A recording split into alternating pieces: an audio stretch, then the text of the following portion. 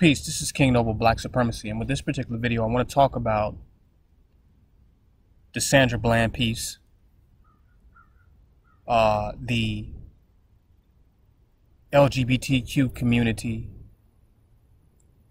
not wanting to support Sandra Bland because of statements that she made about gays, or however they could be interpreted. Because whatever statement she made, they still have to be interpreted by the people who are listening to her, and their interpretation, I guess, has merit. Whether we feel that those statements were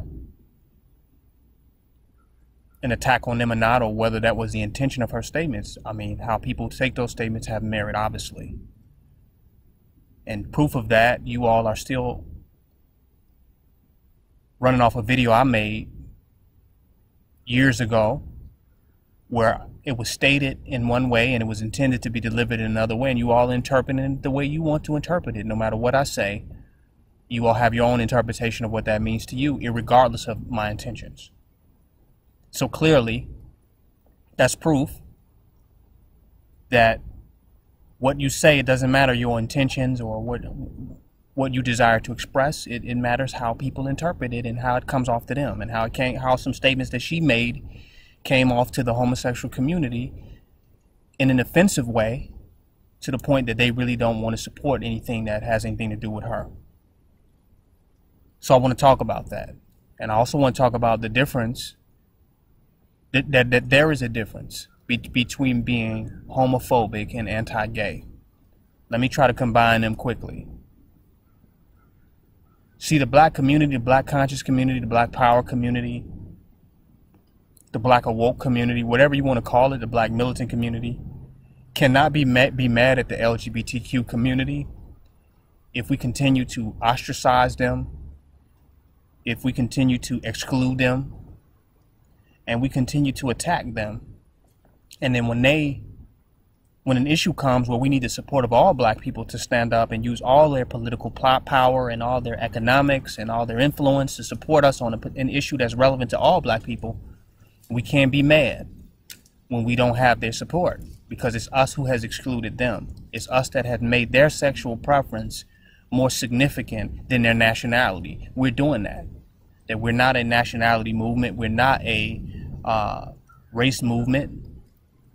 We're a gender movement, because a lot of pro-black people and people within the black power community push gender more than anything. Push your gender identity or your sexual preference is being pushed more than anything. So you exclude certain people, and they're not going to ride with you when you really need them. And the enemy is also going to take advantage and use those differences in a divisive way, so that we will not organize and unify and become one powerful force against oppression of black people in this country. So you can't be mad at them, because now they're excluding themselves from you, and they're not going to be involved in something where she has the least bit of anti-gayness or can be interpreted from a statement that she made. That her making those statements is even relevant or even significant or timely, and that are progressive towards their agenda to becoming less oppressed in this country based upon their sexual preference. So I can't say I'm mad at them, and I kind of prophesize this. You can't keep being against them and think we're going to be unified when it all go down. You can't. You can't have it both ways. Either you're going to embrace them as your brothers and sisters and realize we have the same enemy irregardless of their sexual preference, or they just not going to ride with you in times where you need them. When we're attacked as a people, we're going to let that come between us. And that's just all that I have to say about that. No, I don't think it's right for them not backing the Sandra Bland situation, because police brutality is something that affects all black people regardless of their sexual preference. I think that they should be more mature than that, and any black person a part of that should realize what the priorities are here. But at the same time, I see where it comes from. I see why they've arrived at this particular place, because they're constantly being ostracized and being condemned by their own people, and they're using this situation to bring light to the type of condemnation and oppression that they feel by their own people. So that is what it is. I think we should get past these differences and stand up, whether you are gay or straight, and stand up on black issues, stand up for your black race, stand up for your black nation, irregardless. Don't be immature from either sides. Let's come together as unified, and let's not be divided. But that's all I'm going to say on that. The next part of this video, if I can go through it quickly, is I want to talk about that there is a difference between being homophobic and being anti-gay. They're not the same. You can be homophobic and not anti-gay. I'm claustrophobic, but that doesn't mean I want the house with no closets. That doesn't mean I think all spaces that you feel enclosed in should be destroyed and removed off the earth. That there should be no enclosed spaces or shelters that should ever house human beings, and that was just a bad idea to begin with. I don't. So I can be claustrophobic but not hate closets and not hate small spaces. But I just feel uncomfortable in small spaces or in enclosed spaces. The same thing as fear of heights and other phobias that you can have. A phobia doesn't mean you're anti-something. It just means you may be uncomfortable around it or in the face of it. You may experience some uncomfort or tension.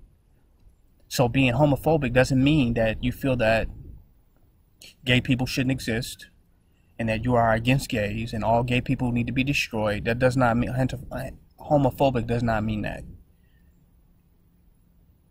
That's a fact. Gay people can be homophobic.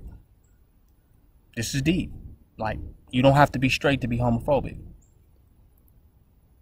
I'll use gay people in the closet for an example, just to make my point. If you're a homosexual and you're in the closet, but you're trying to live a straight lifestyle, you with your family and friends, you're in a very conservative type Christian traditional family setting, and you see a homosexual, you're going to act homophobic when that gay person is around you, because you don't want your homosexuality to be exposed to the people around you, even though that other homosexual might be able to identify that you're gay, see the markings and the traits, and can tell that you're a homosexual, but you're going to pretend not to be a homosexual, and you're going to push that homosexual away, and you're going to show some resistance or indifference, and you're going to feel uncomfortable. Thus, you're going to be homophobic. Thus, you are a homosexual that is homophobic. So don't act like homosexuals don't have homophobia, and don't push homophobia as well, because it's still a homosexual. They're just in the closet. But at the same time, they're pushing homophobia. They're feeling homophobic.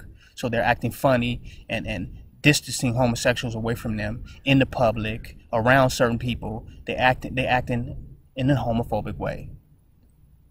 So gay people can be very homophobic. There are circumstances where homosexuals can be homophobic. Now, that doesn't mean that they're anti-gay, because clearly they're gay. But at the same time, there's a setting where they're homophobic. It doesn't make sense. So the gay community has to stop seeing heterosexuals that are homophobic as anti-gay. It's not that. I mean, now it's getting ridiculous. And humanity and society is becoming unreasonable to think that they're not going to be homosexuals, and that homosexuality is not going to exist, and that we're going to end homosexuality off the earth, and that there's going to be a time where there will be no more homosexuals, or that was the intention of the universe, was to be straight, and that somehow the universe made a mistake and nature made a mistake and people just all of a sudden became gay. I mean, that's just not true. That there's never going to be a homosexual free world. So, I mean, you can get rid of that. And anybody reasonable going to know that. So to be anti-gay is now to be anti-logical and anti-rational. But to be homophobic might be natural. As long as homosexuality is going to exist, homophobia is going to exist as well. Because there are going to be people that's going to be uncomfortable with homosexuality and uncomfortable with homosexuals. This is a fact. So homophobia isn't going to go anywhere either. So the homosexual community should not be anti-homophobic. or they should not be phobic of homophobes, because both of them are just going to exist forever. They're going to go on forever. And just to add on to that, I also say that, you know, two heterosexuals can be homophobic. That you can be homophobic towards another heterosexual. So homophobia doesn't even have nothing to do with somebody being gay per se, or it's not just something aimed towards a gay person. You can be two heterosexual people, man or woman, men or women, can be homophobic. Whereas if I don't want a man standing too close to me, I'm being homophobic, even though that might be a straight man. I don't want a man touching me on the shoulder or touching me in some particular way. I might be homophobic. But then that may be another heterosexual man. I may have no evidence that this man is gay or on some gay shit or anything like that. But I'm still homophobic where there's no homosexual. So it's not a space to be anti-gay, but then there's a space to be homophobic. I might say something that may sound gay, and then I say pause. But I'm in the presence of nothing but heterosexuals. And I know myself to be a heterosexual, because no one knows yourself better than you. But then I'm expressing homophobia simultaneously by saying pause. So you can be homophobic without being anti-gay, and I think homophobia will exist even where there is no homosexuality.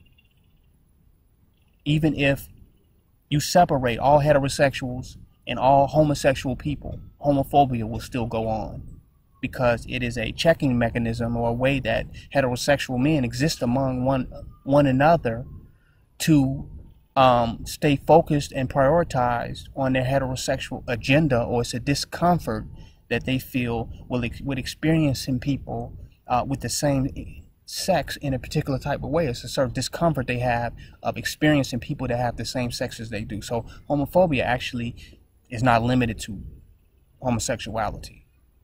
So I want the homosexual community to grasp the bigger idea of homophobia that isn't anti-gay, that is very, very heterosexual, that is traditionally heterosexual, that is pretty much exclusive heterosexual culture to be homophobic. That's a fact. But then now this whole gay thing has come out, where now they're really challenging heterosexual culture under the auspices of making homophobia seem anti-gay. I won't go in too farther on it. I just want to touch on it. And I think if we clear up the difference, I think that the homosexual community won't be so mad when they see heterosexuals as being homophobic, or saying something that is homophobic. Or you have a right to who and what you want to be comfortable with. That comes with knowing yourself. That comes with self-knowledge. That comes with being conscious. When you become conscious, you will ultimately start becoming aware of things that you may not be comfortable with, and you have a right to. So you really have a right to have any phobia that you really want to have. And having these particular phobias makes you more human than it makes you against some other human beings. This is King Noble Black Supremacy. Join my website, www.kingnoblepblacksupremacy.com. Donate and don't hate.